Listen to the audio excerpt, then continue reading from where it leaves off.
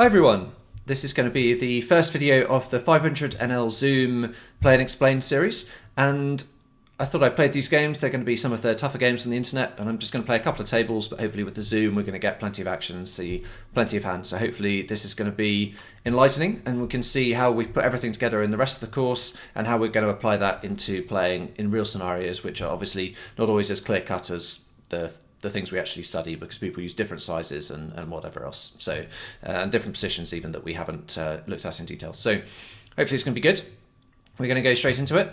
And I've got my random number generator up here. I've just got 5 numbers at a time, and I just use them one after the other whenever I need a random number. And obviously sometimes I'm going to forget where I am and I just press surprise me to get 5 more before I've used all 5, or I just use the number twice or whatever.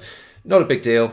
Not a big deal, just obviously we just want something there that's going to allow us to make decisions without having to spend a lot of mental effort trying to find some other way to think, I want to do this 10% of the time, when am I, and a different action 90%, what am I going to do this time? So random number generator is just going to help us with that. So the first hand of the session, I just had king queen in the big blind, used the 93 to check raise a queen high flop, and our opponent folded, so haven't missed anything there before I remember to click start recording.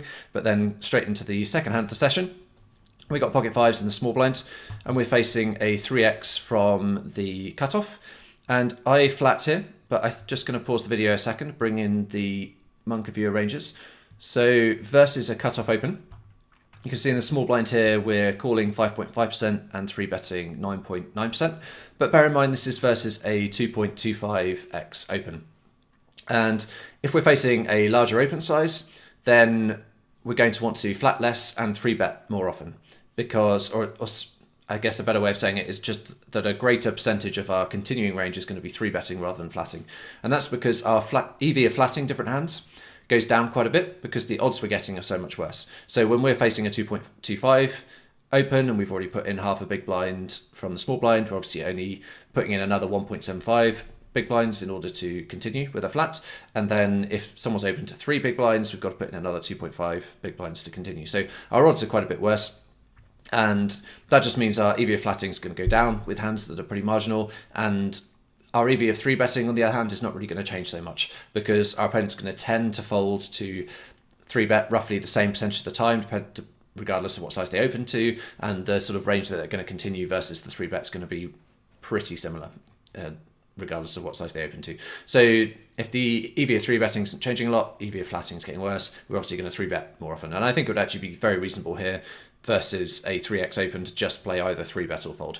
As it happens, just starting up the session, and also when I'm not sort of using Monk of Viewer while I'm playing to look at all the exact ranges that I should be using in any different spot, I'm going to be making some mistakes. It's my first sessions in a long time, certainly my first session since I've got these Monka solver ranges, so I definitely haven't memorized them all or anything. And if I was going to be playing a lot, I would be playing more and more and checking things after the session and so on, and gradually getting my play closer and closer to how it really should be. So there's going to be a few sort of pre-flop minor errors in the videos. Don't worry about that. Just if I'm doing something different to what Monk of Viewer is saying, follow Monk of Viewer. But I'm not going to bother going over every little detail of like, should I have opened ace-9 offsuit here or folded it or whatever. It's not going to be a big EV difference anyway. So we'll move on, and I would still be having a somewhat similar range to the flatting range that you're seeing in Monk of Viewer here, but I would have have most of the hands less that I would be than Monk of Viewer would be showing there. So anyway,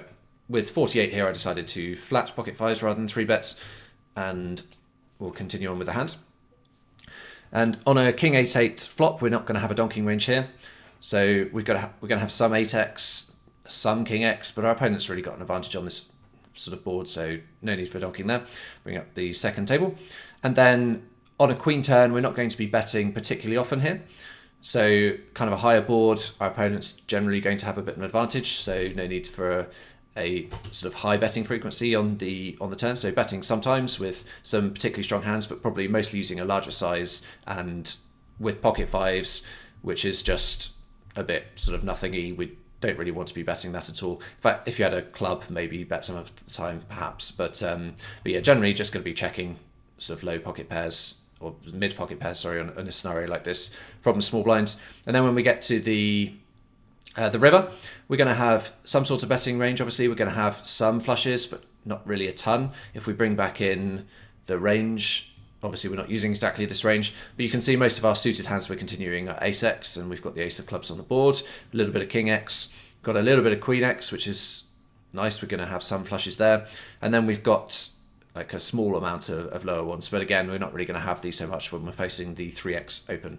So we don't really have a ton of very top end hands. We've got some ace 8 here, which is nice, but obviously there's only 2 combos of ace 8 possible when we've got the 8 of clubs and 8 of diamonds there. So we've got ace of hearts and ace of spades, but nothing else. And yeah, so you can see we've got some strong hands, and we're therefore going to want to have some sort of betting range, but we're going to be checking quite a lot. Our opponent's got probably, even though we do have a decent amount of ace X, our opponent's probably got more ace X. We're going to have been betting ace 10 and some sort of ace jack on the turn, given that they have the gut shot to go with the sort of smallish percentage of time that we are betting on the turn. So yeah, overall I think betting sometimes, but not a huge amount of the time. And we do have a hand that's going towards the bottom of our range, especially when we're not going to be calling these lower pairs as much when we're facing a 3x open.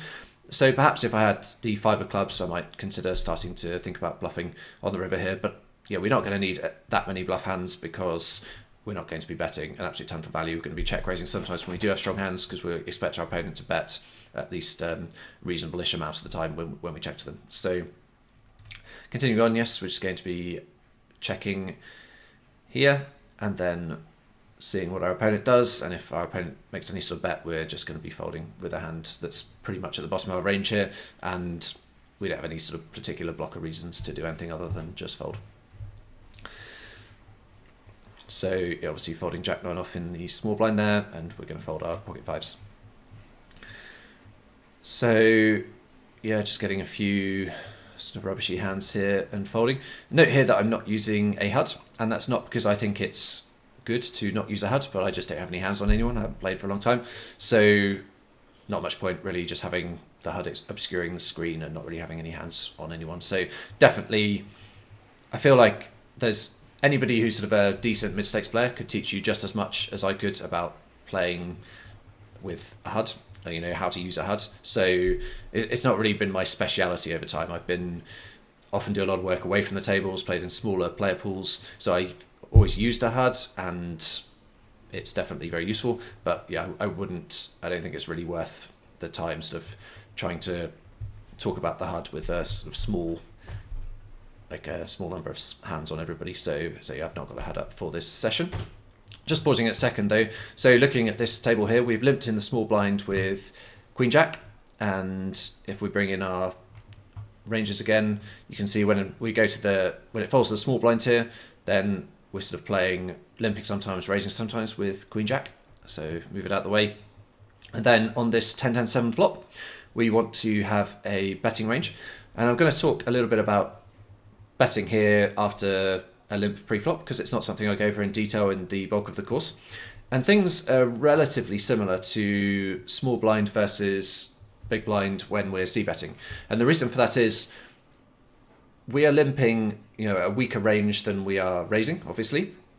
But then our opponent is, if they check, they're checking back. So they're really not going to be checking any of their strong hands at all. Whereas we are limping some of our stronger hands with a plan to limp 3-bet, and then also just some of our more middling hands like Queen Jack. We're limping because, you know, we need to be able to deal with different sizes of opponent raises and so on. So if we were to just, you know, limp a bunch of really weak hands and then just a few very strong hands, our opponent could just raise very small, and then we're just in a really bad spot with a bunch of our weak limping range. And, you know, they could raise very small and very frequently. I mean, and vice versa. If we played it in a different way, then our opponent might want to, you know, if we limped with a load of weak hands and then some pretty average hands, didn't really limp any top-end hands, our opponent could raise very big and take advantage of the fact we don't have any top-end hands in our range. So we want this kind of spread throughout the ranges. And just to bring it in again, you'll see, you know, really a wide range of different hands are limping at least some of the time, and then all the weaker ones are obviously just folding. Whereas our opponent is going to have all of the weaker hands, that they're obviously not folding anything when we limp, so they've got all the very, very weak hands in their range, and then they're going to be raising all of their top-end hands. So yeah, we're generally going to have an advantage in the ranges, and we're going to have a betting range. And if I bring in the solver here to look at this particular scenario. So here I've got small blind versus big blind, and we've got a limped pot, and you can see that we're betting overall, or checking 43% of the time overall and betting 57% of the time. And when we were looking at small blind versus big blind c-betting, we were using a pretty small size in general. So sort of 0.3, 0.4 times pot was our most commonly used size. We're using that really in most scenarios. And we can't bet that small after a limp because we've only got, half pot is a min bet. So we're mostly just using half pot. So we're using half pot, you can see 39% of the time overall, and then slightly bigger sizes sometimes. But I think unless we're really going to study this spot in detail, we can just go with betting half pot and we're going to be absolutely fine. And if we look at the sort of hands that we're betting and checking the most on, so we can see we're checking all of the time here on some of these low paired boards. And you can immediately sort of think about why. If we bring back in the ranges, you can see we're folding all of these sort of king deuce off, queen deuce off, basically all of our deuce X and 3X offsuit, and most of the deuce X and a lot of the 3X suited and so on. So when there's a low pair on the boards like 4-4X or 3-3X, 2-2X, etc., we don't have that many hands which contain trips, whereas our opponent, they're checking back, remember, all of their junk. Well, they're raising sometimes, but they're not folding anything. So if we actually go into, after we check, this is the range for the big blind after we limp pre-flop, and you can see the yellow here is checking and the orange is raising, obviously. So they're checking most of their deuce X off and 3X off and so on. So they're really going to have an advantage on the sort of low trip boards. So when you get a low paired board, then we're going to be betting never, basically. So we've got 4-4-3, 6 deuce deuce, 8-3-3, etc. Just never betting out of position after limping on boards like that. Even things like 7-4 deuce, we're not betting particularly often, and 6-3 deuce, etc., because our opponent is just doing better on low boards. If we look at the ones we're betting on most often, you can see we've got some trip ones and some high paired ones. Again, obviously, we now have way more high cards in our range than our opponent does. So something like an ace-ace-5 or non-paired ones like ace-queen-6, ace-jack-5, etc. We can bet very often on boards like that. So yeah, and you can see again, we're mostly using the half pot sizing. So we're going to really be betting very often on high boards, checking very, very often on low boards, and using a half pot sizing. So we've got a pretty decent sort of default strategy going on there that's relatively easy to implement. And just to take a random example, so if we've got, say, something like a Jack-Jack-7, which is similar to the board we're actually seeing here. So we've got a 10-10-7, Jack-Jack-7, we're betting this half pot just over half the time. And then there was a 10-10-5 as well, where we're betting a bit more often and so on. But moving this back out the way. So we've got a hand like Queen-Jack, we'd be betting it more often with backdoor flush draw, but even without backdoor flush draw, we can bet it a decent amount of the time. And I think I was on 58 here, so I went for a bet here with Queen-Jack. And then so continuing on, going to be folding ace-6 off here from the hijack. So ace on the turn here. This is going to be a reasonable spot to barrel. I've got 20 though, so I do end up checking. We've got lots of draws on this spot, and we are going to be betting pretty often overall. We're also going to want to check some of our draws, and something like Queen-Jack can even check call versus a small bet. And so I think we're fine to be checking this sometimes. So like I say, with the 20 on the RNG, I check it. And then on the river, we've got a bunch of worse hands than this after limping pre-flop that we can bluff with. We've got no heart or anything, no particular reason to bluff, so we're just going to check. Occasionally we might win, which we do in fact in this case. He had Jack-9. I won't go and find it, but he did have Jack-9. But so occasionally we'll win, but most of the time we expect to lose. But still, we don't really need to bluff with that particular hand. So 6-9 off is going to be a fold in the big blind versus MMA Sherdog, who said hello to us in the chat when we joined. Haven't played with him for a long time, but we used to play quite a bit. So Jack 6-3, button versus big blind. This is going to be a hand that we see bet less often. If we had ace of spades 4x, we're going to see bet it quite a lot. And it's a board where we're going to have probably a two-sizing strategy of, well, you could either do what I've suggested in the main course is you could have one size of half pot or two of 1/4 plus pot. I prefer generally going for the two-sizing strategy. It gives you more options. So would be going with the two sizes of quarter pot and pot. And I think if I were to be betting this hand with either size, it would be the smaller size much more often. Because with a bigger size, we're just not really getting a ton of better hands to fold, not getting a ton of worse hands to call, etc. It's not really a great hand, and it's going to play not that great in big pots. If we hit runner flush or something with our 4 of spades, it's not like it's an amazing hand. So yeah, be much more inclined to be betting larger with the ace of spades and also betting more often with the ace of spades. So we check back on the flop with 9 on the RNG, and then we also check back the turn. Don't think any particular reason to be betting with this hand on the turn. And then on the 10 river again, when we're on the button, we're going to have some worse hands to bluff with. I think we can just check back our ace high. Here we're 3-betting ace jack versus hijack. And so we would have been called anyway if we'd bet there, I think. And I think this is fine to do sometimes. I'm not going to bother looking at the ranges, but I'm sure it's like either close to a 3-bet sometimes or not. But I think I had 92 on the RNG, so I went for a 3-bet with that particular hand. And yes, so going on, I think we'll be folding both of these hands. And ace deuce off as well from hijack's going to be a fold. And 4-5 suited under the gun, 5-8 offsuit, also going to be folds. So perhaps we'll be playing this one with the ace-3 off if we face a raise. So we've got a button raise here, and we're going to be flatting this, obviously. And see a flop. So we've flopped a gut shot, so pretty reasonable spot for us. Our opponent is going to be, well, if it was me, would be using that strategy I just talked about on the Jack 6x, which was going to be quarter plus pot, but they end up not betting. This is a spot where we thinking about pro betting here.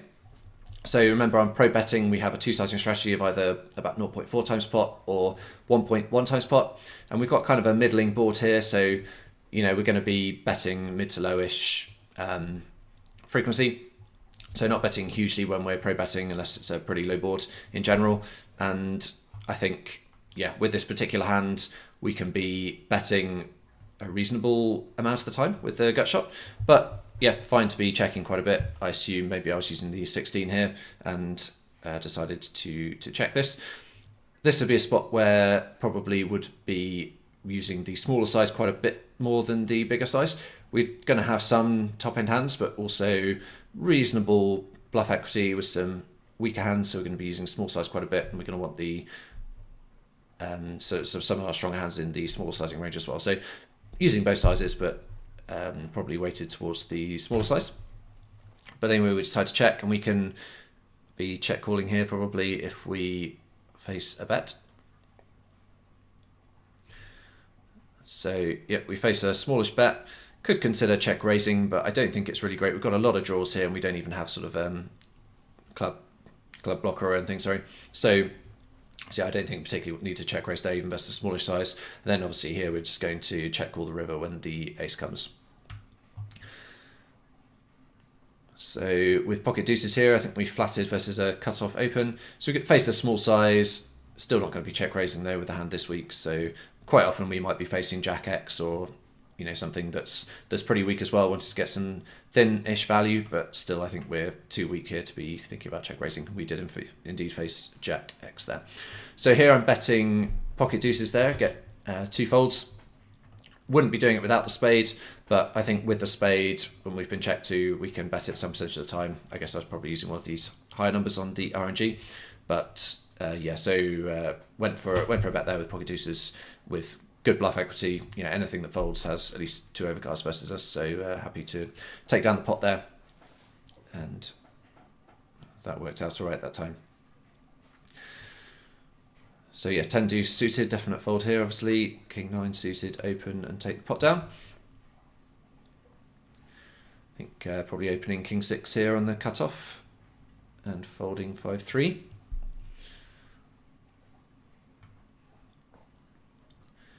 And everybody folds, okay. So,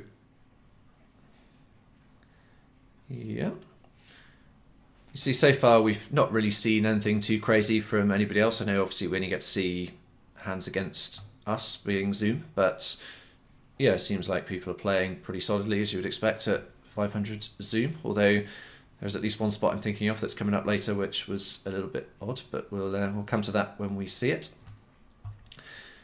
And we're 3-betting here with ace-5 suited. That's going to be a hand that we can 3-bet quite a bit of the time. So yeah, probably if we bring in, pause that and bring in our ranges. So yes, when we're facing a button open, ace-5 suited, 3-betting about half the time or so. So yeah, happy to 3-bet that. Going to fold. Here we've probably going for one of our higher numbers. Raising 10-9 suited is going to be a raise when we get to the small blind quite a lot of the time with a hand like that. Could also limp, but tends to be sort of high suited, suited and connected hands particularly tend to not limp very often at all. So yeah, wouldn't really be limping very often with the 10-9 suited when we get to when it folds to the small blind. 8-7 suited here from the hijacks, like a fine open, could open it, could fold it. So maybe I used a 77 or so if I had to guess. And then 4 deuce off, obviously not going to be playing with that. So dealt pocket queens in the big blind. So let's see what action we're facing here. I think this guy opens. Yeah, so he opens to 3x, and we've played against a hand. So this is just the open sizes that this player uses. We've played against them already from the small blind pocket 5s in the first hand when they made it this size. And I've gone for a 1.5 times pot 3-bet, which is our sizing that we use in Monka Viewer. You could argue for a different sizing given that, let's pause this a second. You could argue for a different sizing given that we're facing a bigger sizing, so maybe we don't want to 3-bet to quite such a big size in terms of percentage of the pot. But I think it's just fine. Like, these sizings are fairly arbitrary in Monka Solver anyway. Like the 1.5 times pot, it's not like that's been calculated to be the perfect 3-bet sizing. So rather than make adjustments for, small differences in stack size or open size, I think it's fine to just go with 1.5 times pot and keep things simple. Like, I think definitely optimal would be to be 3-betting a bigger size versus the smaller open and a slightly smaller size versus a bigger open. But in terms of percentage of pot, but yeah, we don't know that 1.5 times pot is good for either of them. It could be bigger for both, but just one bigger than the other. It could be smaller for both and one just slightly bigger than the other, and so on. So I think rather than try and micromanage things there, just go with your sort of normal sizing.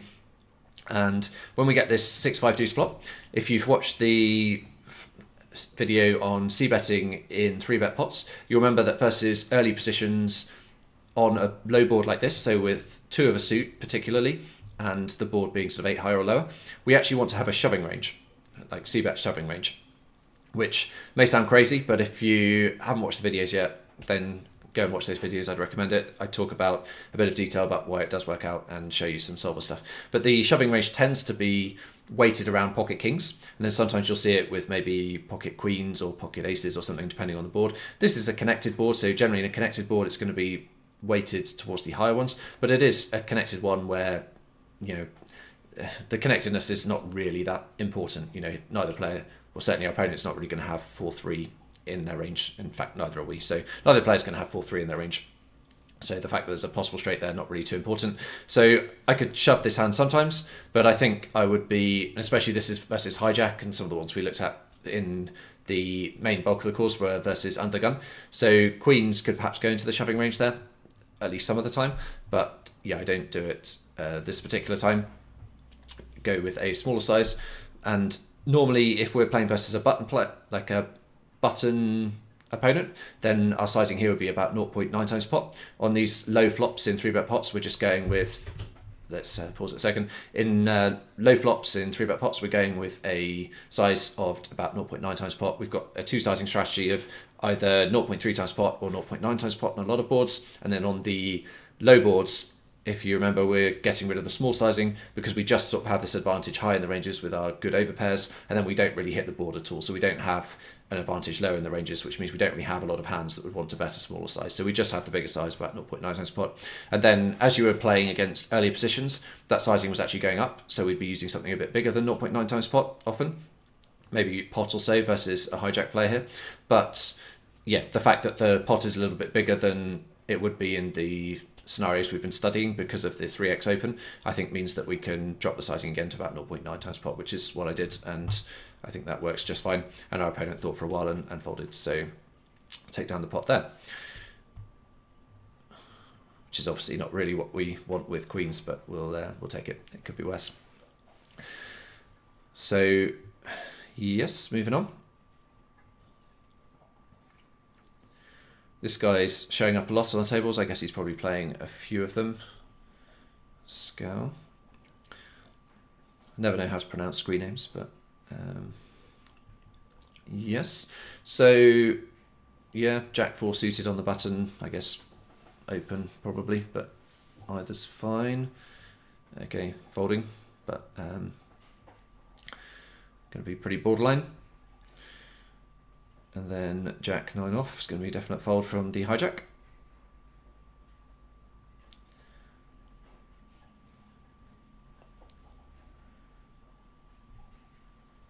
And yeah, so just getting a few hands here which we're clearly going to be folding.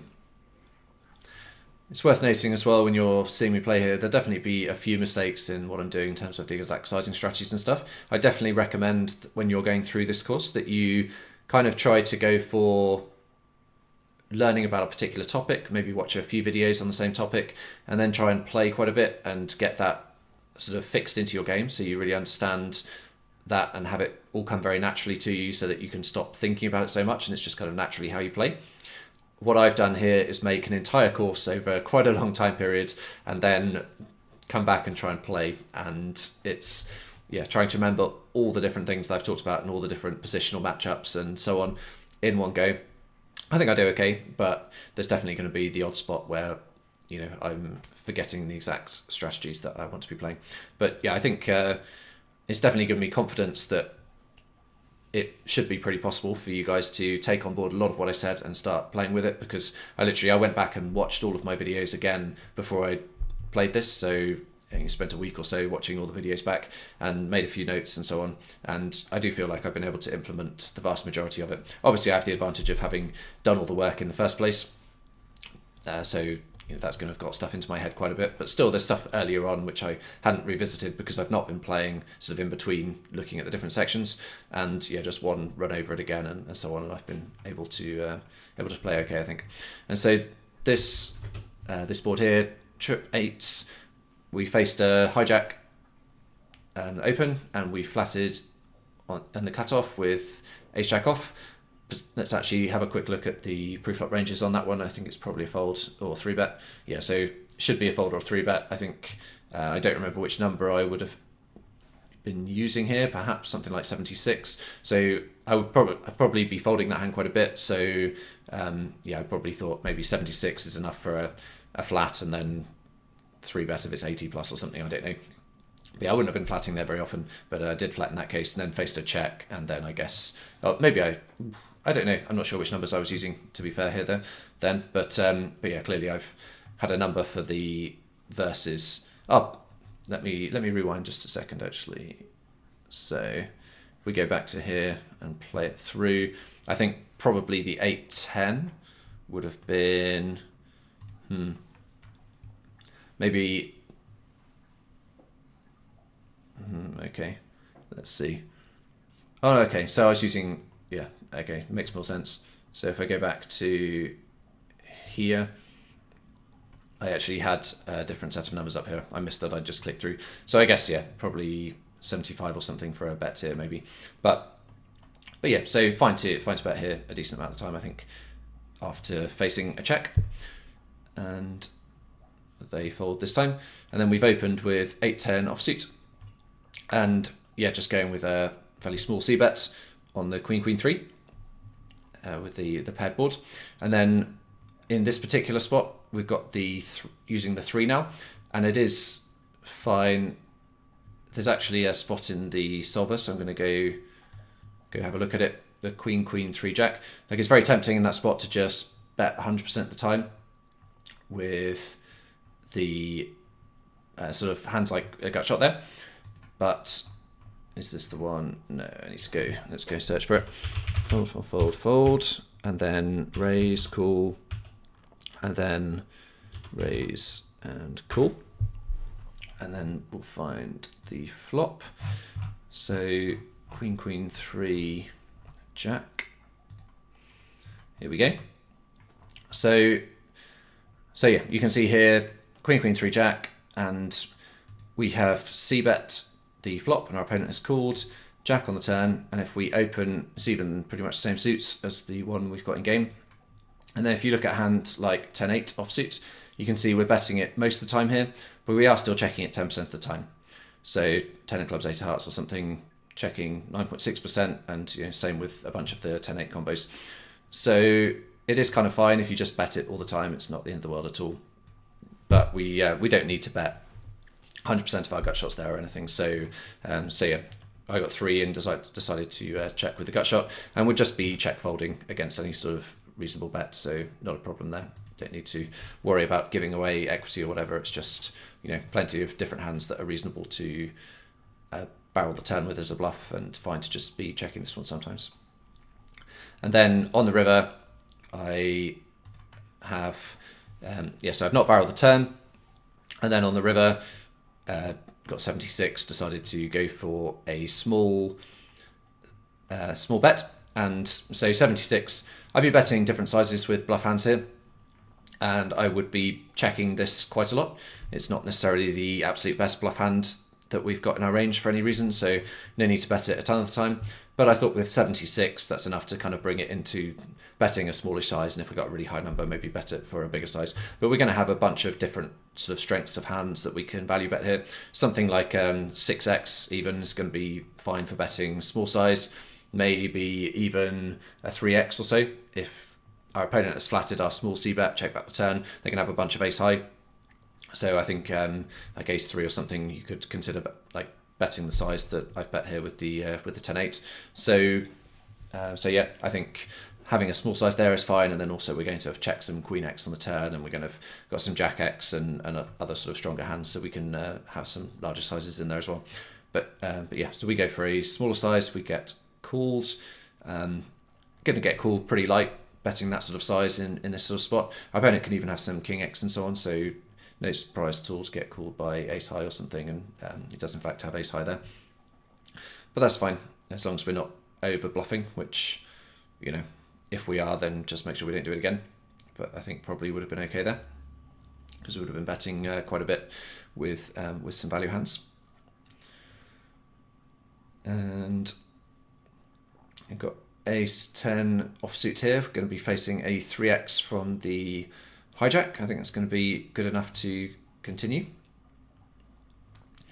And we flop top pair here, so not going to have a donking range on this board. Remember, only having a donking range on very connected boards, like sort of lowish connected boards. This is a hand that we can check raise sometimes versus a bet. Facing a limp on the button here, I don't know if this guy's a weaker player or just one of those regs that likes to limp sometimes from places like the button. But either way, just checking the 3 deuce. So here we've so on the flop we've got the 10-5-3. We faced a bet. We can definitely check raise here. I'm not sure which number I was using here, but probably one of the lower ones, maybe 29 or so. And if we had something like a backdoor flush draw with the ace 10, we'd be check raising it quite a lot. But without the backdoor flush draw versus a hijack player, so not versus a button or anything, I think we're good to be checking a reasonable amount of time with ace 10 here. And then on the turn, first of all, so here we're going to, something to mention here, on the left-hand side, we've got the 3 deuce, 3 deuce suited, but no flush draws or anything on this particular board. And bear in mind here that if our opponent is even half decent, like he's on 2 tables here, it seems like he probably is a reg who just likes to limp the button sometimes, but they're going to be limping the button with a not necessarily a tight range, but a tightish range, especially when you compare it to our big blind range there. So we're going to have all sorts of junk here. Our opponent's going to have quite a bit of stronger range, so we're going to be betting pretty infrequently out of position on different streets. Like definitely on the flop, we're just going to be checking 100% of the time. On the turn, be checking a high percentage of the time as well. Wouldn't be betting very often here. And then when we face a bet, we'll just be overfolding a lot. And that's fine, because we just put no extra money in Pre-flop, our opponents had to risk putting in 5, and they could get raised by either of 2 players. So we don't need to worry about overfolding here. And obviously you can't do it too much, but yeah, we're going to be overfolding by a lot. And when we've just got total air in a spot like this, where we've got lots of hands which do have some sort of equity, this is just a hand that's going straight into our check fold range. Unless we have an exploit on our opponent, they're going to be folding too much when we bet, in which case obviously take advantage of them. But yeah, obviously I don't have any exploits on anyone because I don't have any hands on anyone here. So now that the river's come, so this is now a spot where we have the literal worst hand that we could have. And I think it's going to be fine to bluff now with the worst possible hand. So it's kind of, so when we're at the position, when we're at a position on a river in a spot like this, any hand that has 0% chance of winning when we check is kind of equally a viable bluff as everything else. So let's say our opponent here had nothing worse than ace high. They were checking down, sorry, nothing worse than ace high. So let's say they had queen jack on the river, they would be bluffing that, and anything worse than it. Then for us, it doesn't matter if we bluff with 3 deuce or if we bluff with, say, queen 9 or something, in terms of, like, neither of those hands have any chance of winning when we check. So both are viable bluff candidates. And then if we're not bluffing with them, we can check and then just fold versus bet. However, it does obviously become a bit more complicated if you're trying to think about things like that. So I think in a sort of small pot like this, nothing sort of major going on, I'd be quite inclined to just go with bluffing from the bottom of our range, just so that we can have, like, we've got such a wide range of different hands here, and it's going to be very difficult for us to say what percentage of the time do I want to bluff all of those hands, or which hands do I want to bluff with more than the others because they're blockers or whatever else, and try and compare that and overall come up with something where you're bluffing about the right percentage of the time compared to the value that you've got in your range. So I think it's going to be much more straightforward to just bluff from the bottom of our ranges. So I've obviously maybe using 87 or so here, I've gone with the overbet. And that's going to be fine. I'm going to have 10x in my range and so on, hands that I can overbet. So just going with 1.5 times pot here. That's kind of a standard overbet size as a bluff. And I think he does, fortunately, fold. So on this board here, I've check called the turn as well. Not going to be check raising the turn. Now that it's come like this, I think our opponent's got too many overpairs and so on. And then, yeah, when the river comes 4 straight and so on, our opponent just checks back with pocket jacks. And fortunately, things worked out all right for us there. We didn't lose too much with the jacks versus ace 10 on the 10 high. So, okay, so king 4 suited in the small blind here. Going to be a fold, and then 6-8 offsuit, obviously, a fold as well. Queen 5 off on the button, also a fold. And king 6 off on the button, also a fold.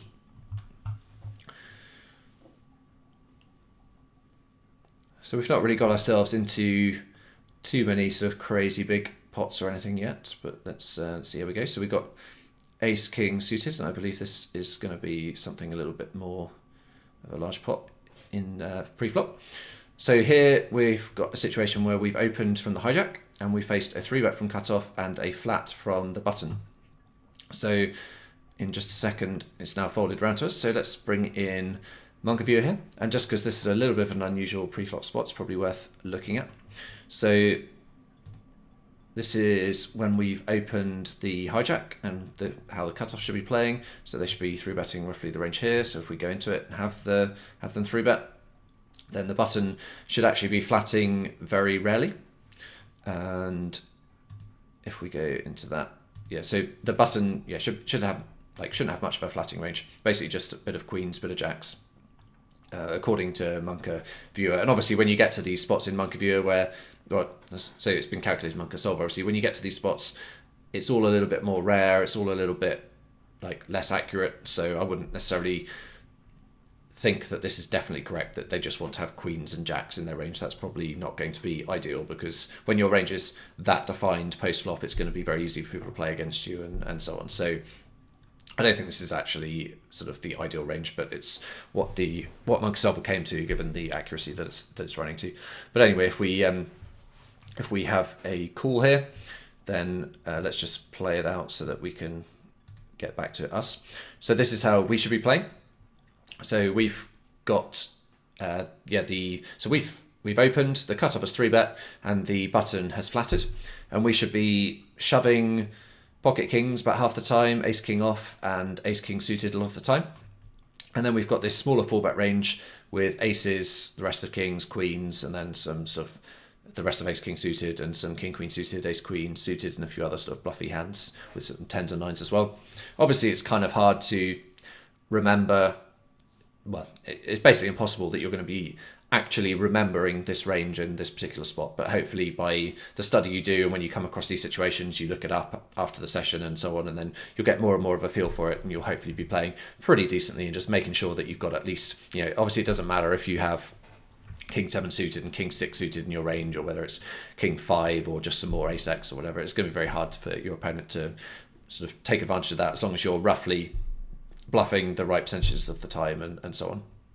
So in this case, I believe I didn't even use the random number generator, and I just went for shoving this 100% of the time, which isn't quite what the ranges say, but again, like I say, it's going to be just fine. So if we continue this, then we shall see me think for a while and shove.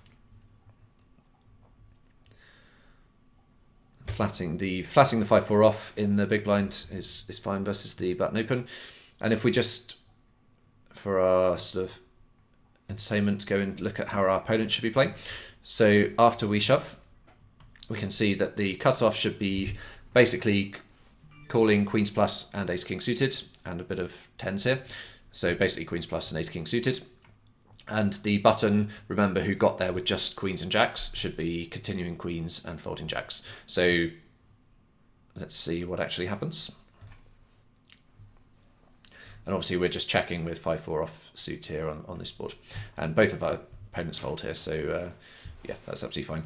On the king jack 9, looking at a probing spot there. So we're going to be probing rarely, never with this particular hand, 5-4 off, but we're going to be probing rarely anyway on the king jack 2-9. It's a higher board and our opponent's going to just do better at the top end. So we're going to be weighted to a bigger size when we do bet, and we're not going to bet very often. And again, I'm going for an overbet bluff here. Again, I'm not following too well which numbers I'm using, but maybe 85 or so. But yeah, I think this is a spot where we very credibly rep a jack, and it's going to be like pretty... I always feel in a spot like this, a lot of players will overfold because we have clear hands that we can have, and it also seems pretty clear that they can have that hand. So I feel like people don't really expect you necessarily to just go really hard on overbet bluffing when they could quite reasonably have checked back Jack X on the flop and turn and have Jack X as well. So they feel kind of a bit complacent, and they don't have to worry about. They feel like they don't need to worry about the fact that they might be overfolding because we've got some Jack X in our range, and now we'd have to check back some King X2 and whatever else. And so I think people do often end up overfolding in spots like this. So I'm kind of more inclined to be a little bit bluff heavy and so on in a situation like this, and it does work out here, I believe.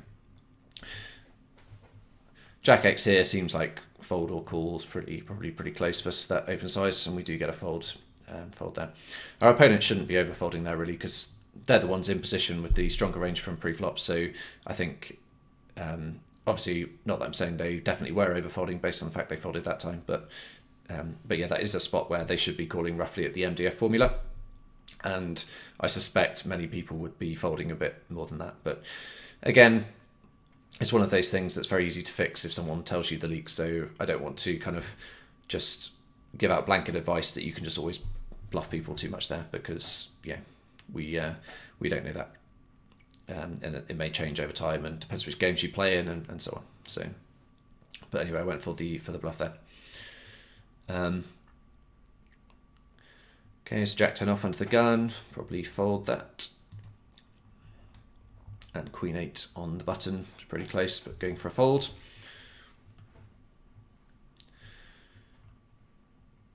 And okay, so we're going to be playing this A7 suited, probably going to be raising it quite a lot.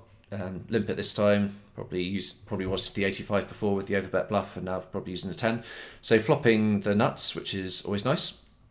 And going for a bet with 49. So we wouldn't be betting a ton. Sorry, pause that. Wouldn't be betting a ton. It's a monotone board out of position, but we do have the nuts, and we'll be betting more often with our particular hand than our overall betting frequency. So I think with the 49 or whatever I had, it's going to be just about all right to be betting the ace 7 there.